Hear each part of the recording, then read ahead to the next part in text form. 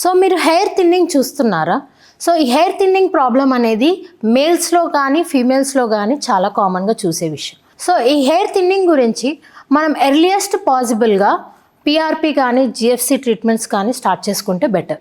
ఈ ట్రీట్మెంట్స్లో మీ own blood తీసి అందులో నుంచి platelet rich plasma and growth factors concentrate ఇది వచ్చేలాగా ఒక సీరం ప్రిపేర్ చేసుకొని అది రీఇంజెక్ట్ చేయడం జరుగుతుంది.